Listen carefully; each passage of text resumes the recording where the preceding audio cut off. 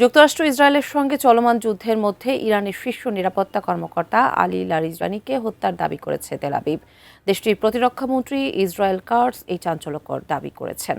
যদিও এ নিয়ে এখনও কোনো প্রতিক্রিয়া জানায়নি তেহরান, তবে এই গুঞ্জনের মধ্যেই এবার আলী লারিজানির এক্স অ্যাকাউন্টে তার হাতে লেখা একটি চিঠি পোস্ট করা হয়েছে, যা ঘিরে তৈরি হয়েছে নতুন রহস্যের। কি লেখা আছে সেই চিঠিতে জানাচ্ছেন এসআই রাজ। মৃত্যুর গুঞ্জনের মধ্যেই এবার রহস্যময় পোস্ট দিয়ে আলোচনার কেন্দ্রবিন্দুতে ইরানের দ্বিতীয় সর্বোচ্চ নেতা আলী লারিজানি। মঙ্গলবার তাকে হত্যার দাবি করেন ইসরায়েলের প্রতিরক্ষামন্ত্রী ইসরায়েল কার্টস। তিনি বলেন, সোমবার সন্ধ্যায় তেহরান, সিরাজ এবং তাবরিজ শহরে একযোগে শক্তিশালী বিমান হামলা চালায় আইডিএফ। ওই লক্ষ্যভিত্তিক হামলায় নিহত হয়েছেন ইরানের নিরাপত্তা পরিষদের প্রধান আলী লারিজানি। তবে তার এই চাঞ্চল্যকর দাবির মাত্র কয়েক ঘন্টার মধ্যেই আলী লারিজানির অফিসিয়াল এক্স অ্যাকাউন্ট থেকে একটি হাতে লেখা নোট বা চিঠির ছবি পোস্ট করা হয়েছে। তেহরানের পক্ষ থেকে আলী লারিজানির মৃত্যুর গুঞ্জন নিয়ে কোনো আনুষ্ঠানিক বক্তব্য না আসায় এই পোস্টটি এখন বড় ধরনের রহস্যের জন্ম দিয়েছে।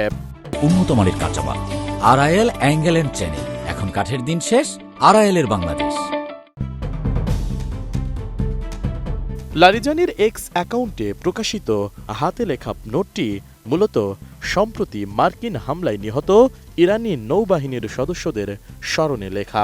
17 মার্চ তাদের দাফন হওয়ার কথা। ওই নোটে তিনি লিখেছেন, ইসলামী প্রজাতন্ত্র ইরানের নৌবাহিনীর বীর শহীদদের বিদায় অনুষ্ঠান উপলক্ষে তাদের স্মৃতি চিরকাল ইরানি জাতির হৃদয়ে অমর হয়ে থাকবে। এই শাহাদাত সশস্ত্র বাহিনীর কাঠামোতে ইসলামী প্রজাতন্ত্রের সেনাবাহিনীর ভিত্তিকে আগামী বহু বছর ধরে আরও শক্তিশালী করবে।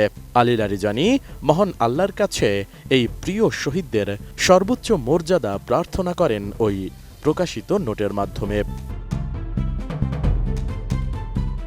এদিকে আলী লারিজানিকে সর্বশেষ জনসম্মুখে দেখা গিয়েছিল গত শুক্রবার তেহরানে আয়োজিত আল কুচ দিবসের সমাবেশে। সেখানে তিনি ইরানের প্রেসিডেন্ট মাসুদ পেজেশকিয়ানের সঙ্গে মিছিলে অংশ নেন। ওই দিন তেহরানের ওই সমাবেশে হামলা চালায় শত্রুপক্ষ। র্যালিতে অংশ নিয়ে ইরানের রাষ্ট্রীয় গণমাধ্যমকে লারিজানি জানান, সমাবেশে যে বোমা হামলা হয়েছে তা ইরানের শত্রুদের হতাশার লক্ষণ। এই ধরনের হামলা ভয় ও হতাশা থেকেই করা হয়। কিন্তু ট্রাম্প বোঝেন না যে ইরানের জনগণ সাহসী, শক্তিশালী ও দৃঢ় প্রতিজ্ঞ। ট্রাম্প যতই চাপ বাড়াবেন, ইরানি জাতির দৃঢ়তা ততই বাড়বে। এসআই রাজ, এটিএন নিউজ।